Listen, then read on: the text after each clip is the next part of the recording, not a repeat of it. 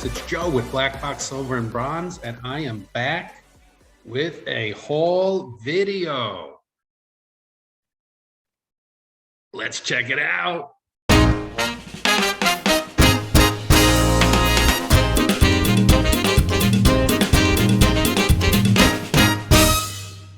Hey, comic addicts, I'm back. I have been in the middle of a move from Hawaii to Tennessee. These are my new digs. I'm in my new home in Chattanooga. You could see there's no train set up behind me yet because all of my personal items are still on the way. My car is here, I'm here, and I'm basically camping on an inflatable mattress until my stuff arrives. But it's been a crazy journey. I've been super busy doing things with the house, finding somebody to cut the lawn. I don't have a lawnmower yet. I had my garage floor sealed today. I've killed 2 wasp nests. Tomorrow they're coming to put leaf filters on my gutters. I had an arborist here today who's gonna help me take down some dead trees that are close to the power lines. And I've come here to my house. I visited my son in California before coming here for his graduation, came here, was here for about 10 days, had to fly back to California to get my car, and then drove it across the country. So I don't have the best lighting set up yet, but I figured out something that's going to work. So I'm going to share with you this nice stack of comics and books that I have picked up in my journeys from California to here in Chattanooga. So I'm going to start out with some really cool books that I found. And if you just want to see the comic books, I'll put a jump point so you can just jump to there. But let's start with some of these cool books, okay? The first thing is I got this tiny little book. It's called The Children's Prayer Book, and it's from 1949. And it's called a lollipop book. You could see it down there, a lollipop book. And there's a bunch of these. I found this in an antique store in Memphis, and it was only a couple of bucks, and it's pretty neat. I like these little old books. I found this one, Brenda Starr, Girl Reporter, and this book is from 1943, and I found this one in California, in Ventura, California. And what I really liked about it was some of the art that's in it. Like it's got a splash page right here in the front. And as you go through the book, every couple of pages, there's, an art page with some really great art. And I'm going to show you one more page. Good art here. This one. And the art is by Dale Messick.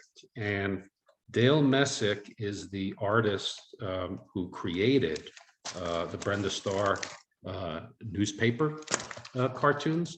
And what I found out about Dale Messick is that Dale Messick's real name was Dahlia, D-A-L-I-A.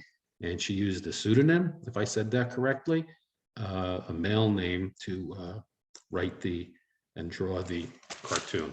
So I found that. That's pretty cool.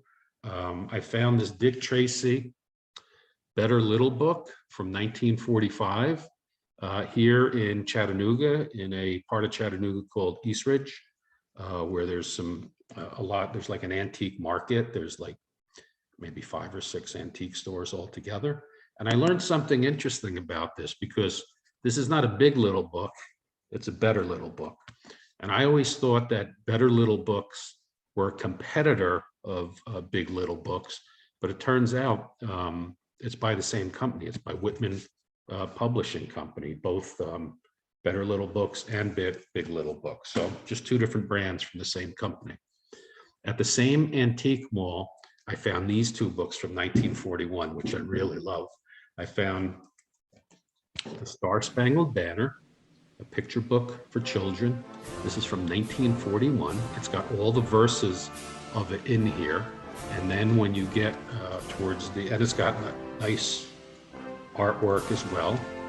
And when you get towards the end, this is Francis Scott Key's actual handwriting of the Star Spangled Banner. And I thought there was something that talks about the Flag Day, the story of Old Glory, a very patriotic little book. And they had two of them. They also had this one, Our America, same year.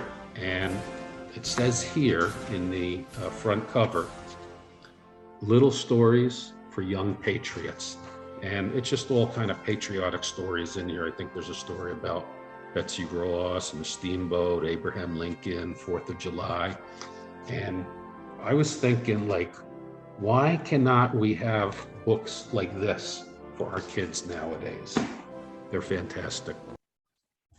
Here locally, right here in Chattanooga, there's a great antique store called Dirty Jane's Antiques. And it's like a little mall. They're all different cubbies in there, but there's one in the back that has a lot of books. And I picked up this one, Miss Minerva's Vacation. This is from 1939.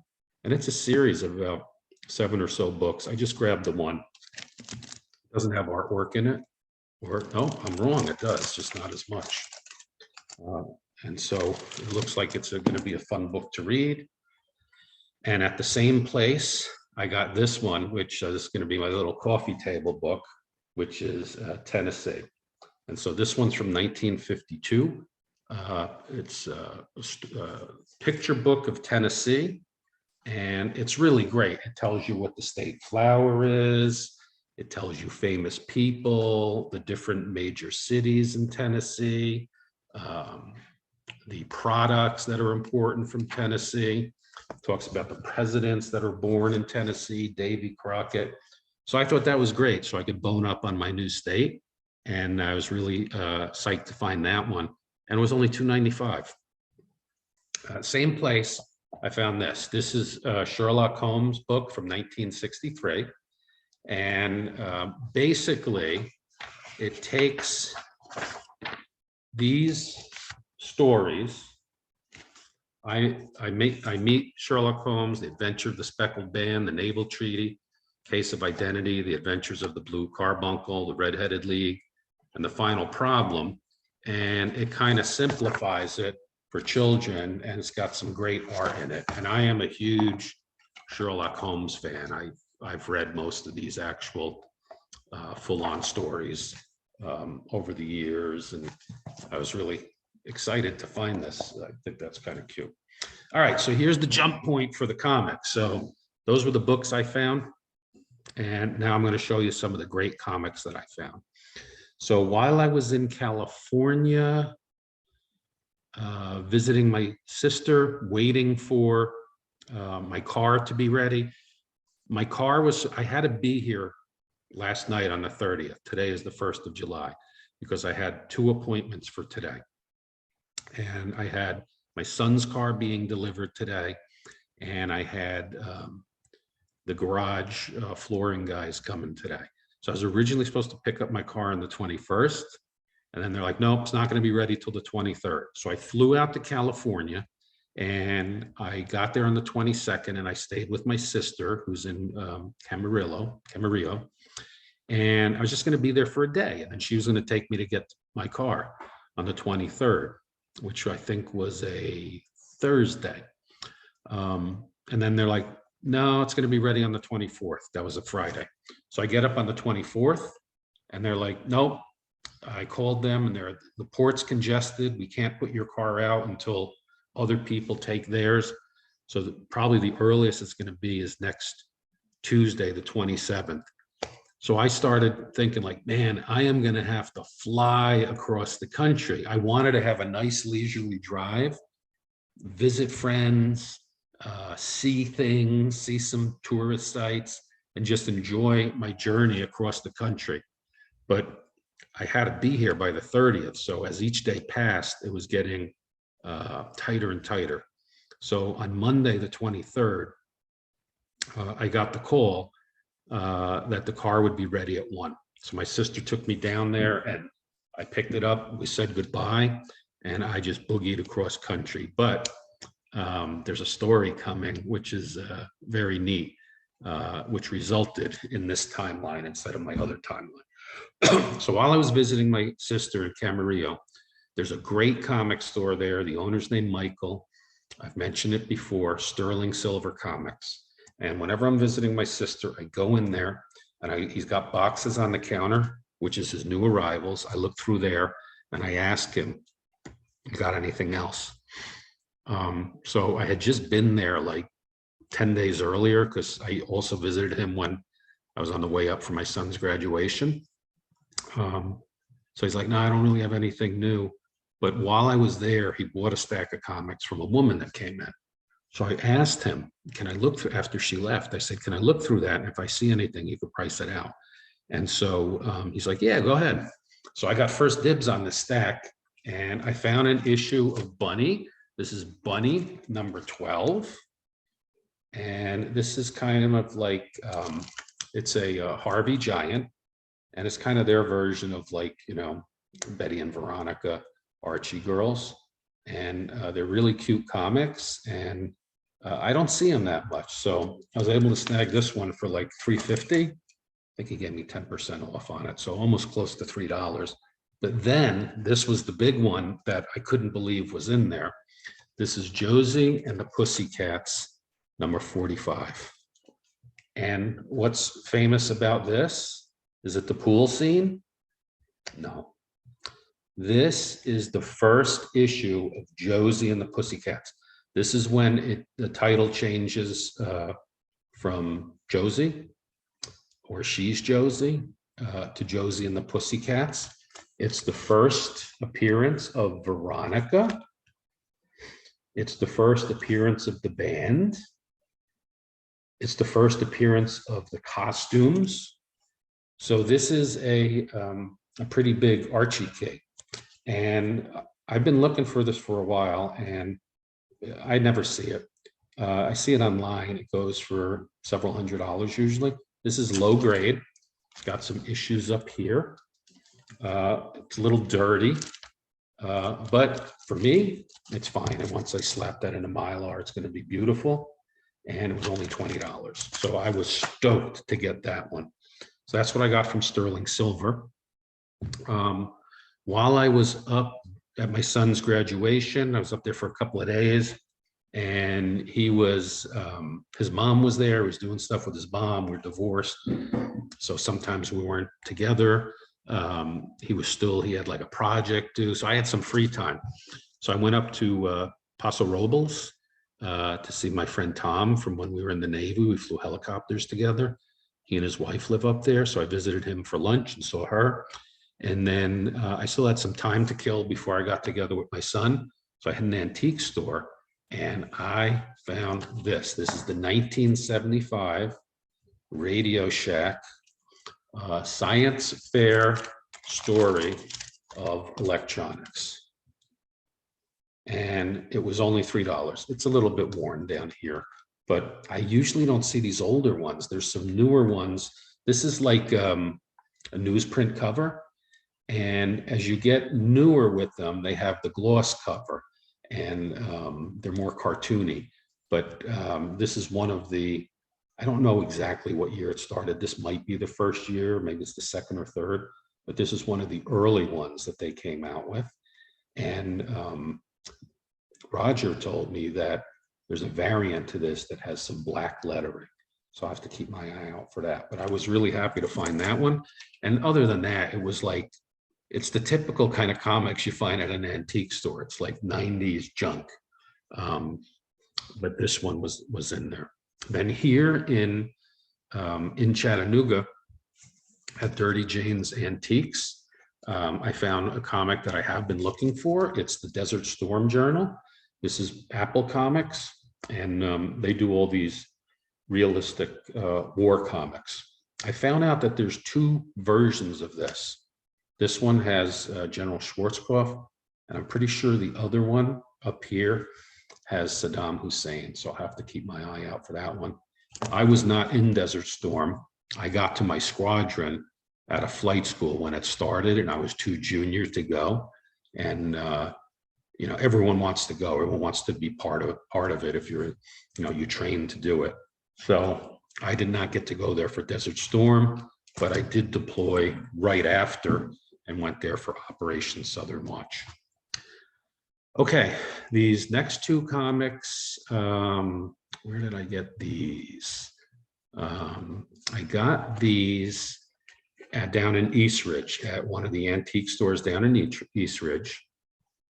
Comics were like $6 a piece, but if you bought more than 5, it went down to like $5 or $4. So I tried to get like 5 comics, and I pulled them and was like, I didn't really want them. So I wound up putting them back. I just got 2. I paid the asking price. I think it was $5 or $6 a comic, but both of these comics have more value than that. So I've got Archie Giant Series number 12, Katie Keene Holiday Fun.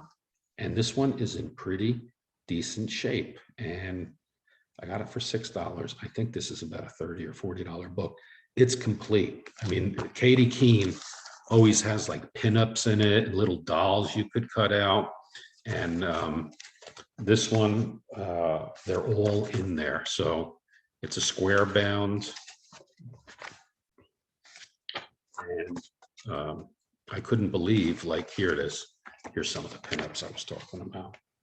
So if you ever get any Katie Keene books, you got to be careful and check through it and see, because a lot of times those were cut out. But I got that one. And then I got this Outlaws of the West number 80. And I found out from the Night Tiger that this is a Steve Ditko cover. And it's cool with the purple suit on that Outlaw. So I picked that one up. Okay, next stack, small stack. I was driving around here in Chattanooga, and there's a store that when I was in Hawaii, I always heard people talking about this, but we don't have it.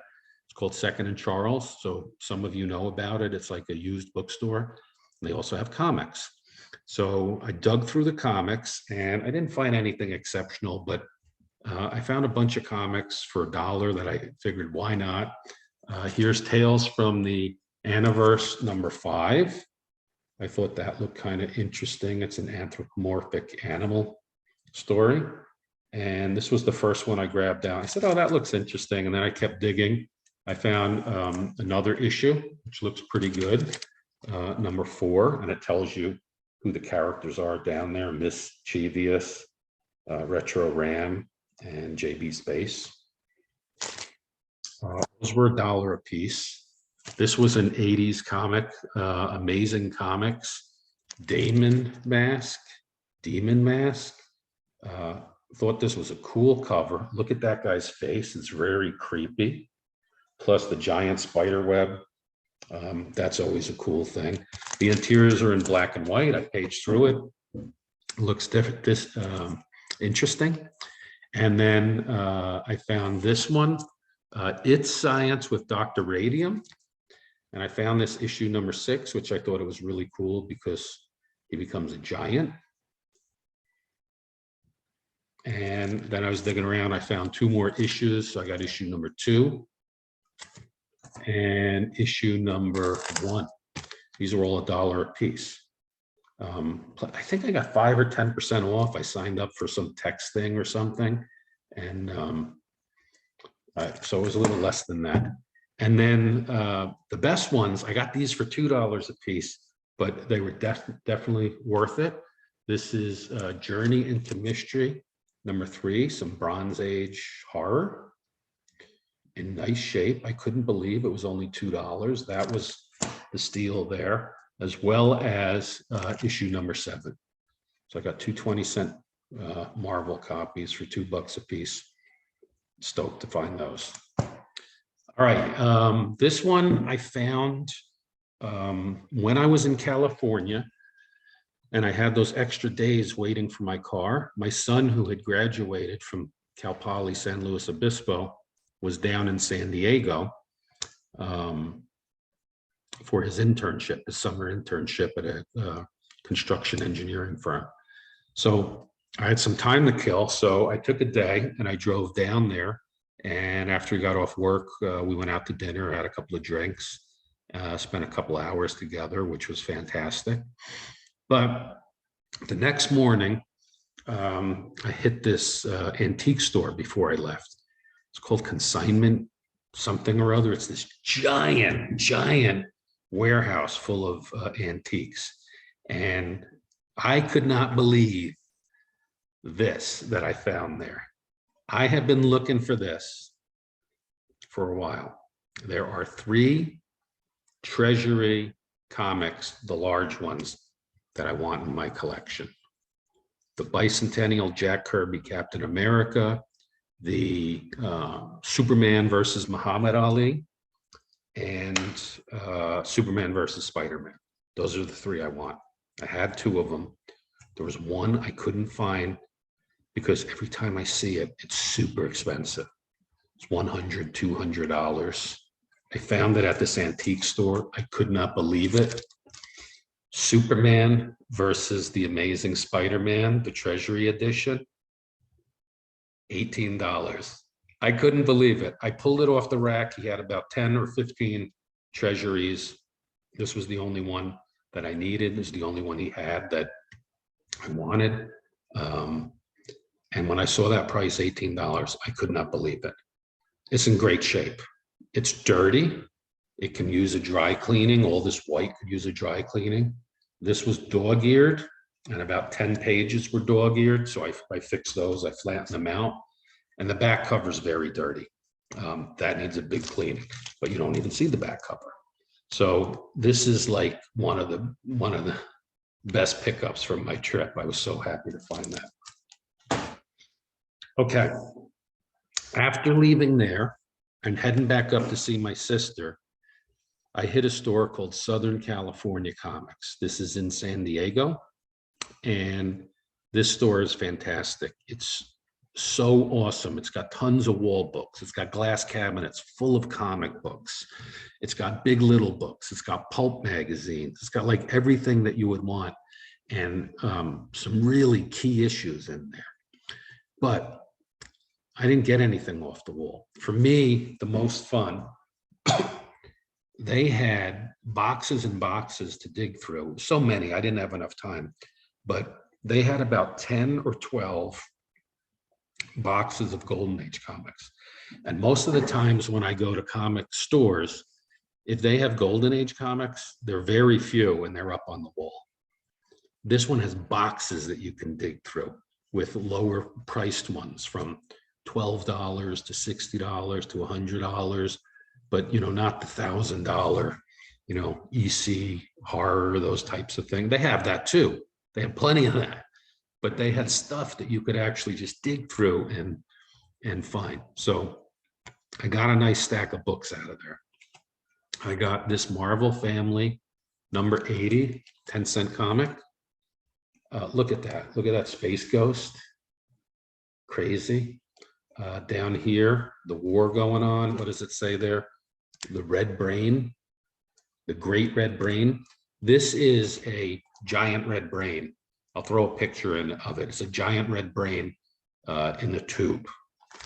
So some great Captain Marvel Golden Age. I found this Super Magician that I've actually wanted. I like this cover. I wanted to get this one. It's Super Magician number 12. Right, I don't know, there's just something about the cover, that the format of the cover, that I just really liked. And it needs a little bit of a concern over here. I think maybe it could be pressed flat, rolled back, and it does have some rust in the staples, but Jerry can fix that. I found this one, Adventures in Wonderland, and I just thought that was really cool. And, at first I thought, hey, this is a Charlton, but it's a Lev Gleason editor and publisher. That reminded me of a Charlton up there. Okay. This one, I just grabbed it because I love the picture on it. This is Crime Must Pay the Penalty number 12. Okay. And look at this. He's looking backwards. right? What's back here? Well, you got the mirror right here and the cop on the motorcycle is chasing him. This is fantastic art. I mean, the artist who did this and created this scene with the mirror, I love good use of mirrors on covers. Okay, this one was also one, in addition to that Spider-Man, Superman, this also is another one I was super happy to find. This is Two-Fisted Tales number 31.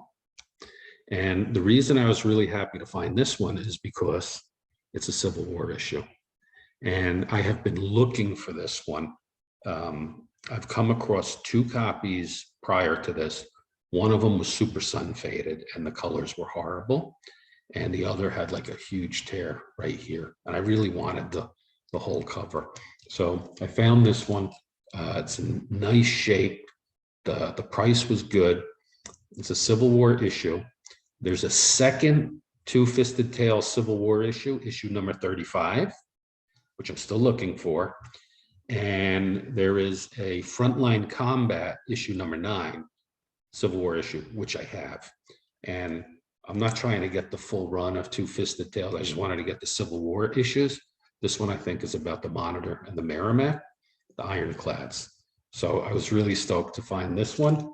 When I saw it, it was so fun going through the box and then pulling this out. Here's another one.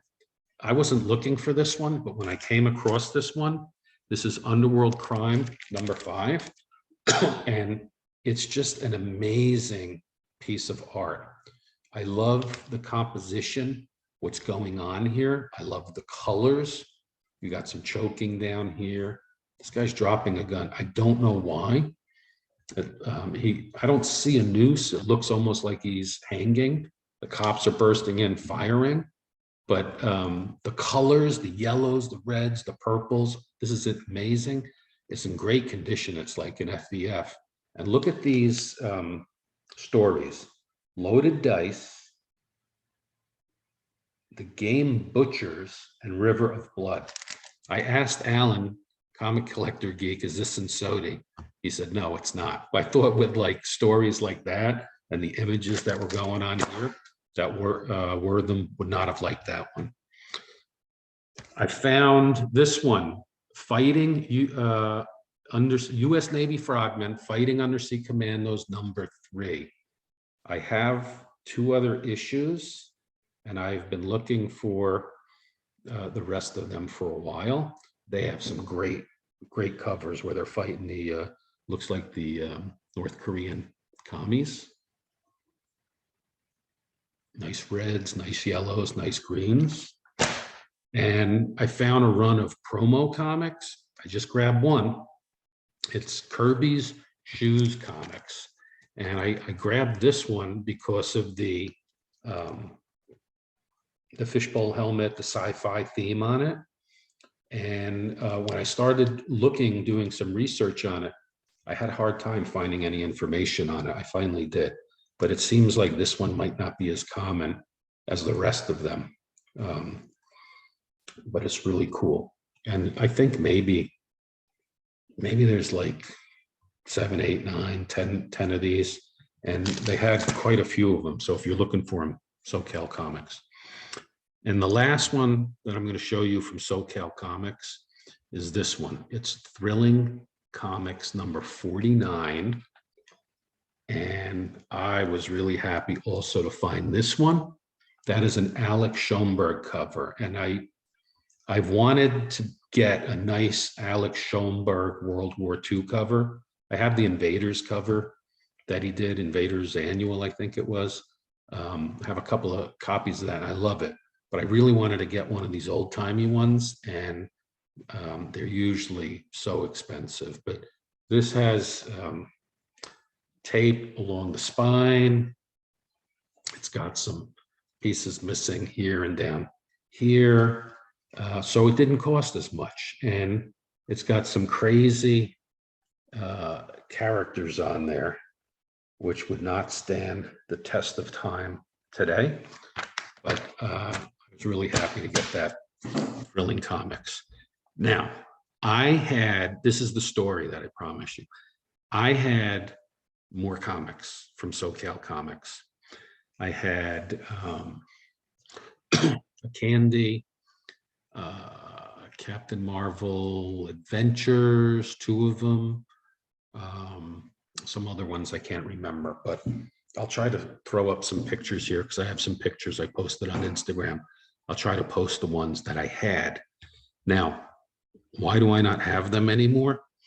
Because as I'm driving home, I had talked to Mike Smith, the Night Tiger, told him, hey, I'm making this trip. He called me. We tried to talk. I was really going fast and the wind noise was too much. And my car doesn't have, like, you know, speakerphone in it. It's like, it just comes out of my phone. So I said, Mike, this isn't going to work. I mean, you're going to have to wait till I get back. So anyway, a couple of days pass and I'm driving. He calls me and he's like, hey, Joe, are you still driving? I said, yeah. And he says, where are you? I said, I'm about an hour outside of Little Rock, Arkansas. And he's a truck driver. And he was out driving. And he said, no, he said, I'm an hour outside of Little Rock, Arkansas. He says, where are you? What mile marker? So I look over on the side of the road. I said, I just passed mile marker 88. He comes back. He says, Joe, I just passed mile marker 89. You're a mile behind me. Now, what are the chances that the 2 of us are going to be on the road at the same time, that close? You know, 2, 3, 4 hours apart. Yeah, but like 1 mile apart. So anyway, he pulls off at exit 101. I pulled off at exit 101. We got together. Here's the picture. And it turned out great because when I was at SoCal Comics, I bought a comic for him that I was going to mail once I got back to Chattanooga. So he's like, hey, you got that comic? So I went in my car, I dug it out, and I gave him this Captain Marvel Adventures. That wasn't part of my stack. That was one that I bought specifically for him. But I owed him money because I had purchased this Ace Comics number 151 from him. This was sitting here at my house when I got here. He mailed this to me. This is the last issue of Ace Comics. So it's the final Phantom cover. And he was kind enough to sell that to me. So I owe him money for this one. And earlier in the week, he was at a comic store. He's like, hey, I'm digging around, you know, and I'm talking to him, and he pulls this comic out. I'm like, I want it. This is Star Spangled War Stories number 84. And this is the first appearance of Mademoiselle Marie. And so he bought this for me, and then I owed him money for this and this. So we're there on the side of the road, and he's like, so what did you get? What did you get? You know, because I gave him his Captain Marvel that I picked up for him, which was part of this trade package. And he says, let me see what you got. So he starts going through it. And he's like, would you give any of these up? And I'm like, yeah, which ones do you want? So he went through and he picked like 3 or 4 of them. So like I said, I'll put some of the pictures here. They were some nice comics, but we worked out like a comic for comic deal. So I didn't owe him any money. He didn't owe me any money. That was great. And then there's one other comic, which I sent to Jerry the Jitterbug for his Wiz collection. It was a Captain Marvel Adventures, kind of a World War II cover. I'll drop that in there too. And that was my big pickup from SoCal Comics. And then as I was coming home, I was driving about 10 hours a day, but I was taking breaks. Like I'd go every, 2 hours, 2.5, 3 hours, stop for gas, get a snack, get a drink. And sometimes I'd just be like, hey, is there a comic store near me or an antique store near me? So I hit a couple of antique stores, and I was in Clinton, Oklahoma at an antique store, and I couldn't believe I found this. This is the Eager Beaver 1960 Vacation Fun Book. And so this is from a gas company, City Service. And they provided these, I think it was from 1959 through 1964. So this is the 1960 issue. And I have one other issue. They have different titles. And what's cool about this one is I found it at an antique store in Clinton, Oklahoma. And down here, it says Lee Creech Oil Company. And it's in Clinton, Oklahoma. And the phone number, what's the phone number? 1277. Not 7 digits, not 9 digits, not 10 digits, 4 digits. That's awesome. And it's in remarkably good shape for the age. And considering that these were handed out, you know, that you'd come in for your gas and oil, and these would be given to the kids as you're driving across the country, probably on Route 66, because they're full of what? Games, puzzles, drawings, and coloring. This one is untouched. Nothing is cut out, nothing is drawn in. It's beautiful inside. So I was really happy to find this. And also at a different antique store in the same town, I found for $1, Tippy Teen number 15. Now this thing is beat. It's got a lot of chipping here, tape holding it together, but I'm not going to pass up a Tippy Teen for $1. This is the Tower Records. Tower Records Video and Bookstore. Not Tower Records, Tower Comics version of Archie. And I've got a few of these, maybe 3, maybe 4 issues. I think there were 25 issues. You just don't see them that much. So there was a lot of junk worse than this. Cheap Archies, you know, modern Archies. But this one was only $1. So I'll fold it over, put it in a Mylar. It'll look nice. The last one I got also at an antique store in Oklahoma, in Jackson, Oklahoma.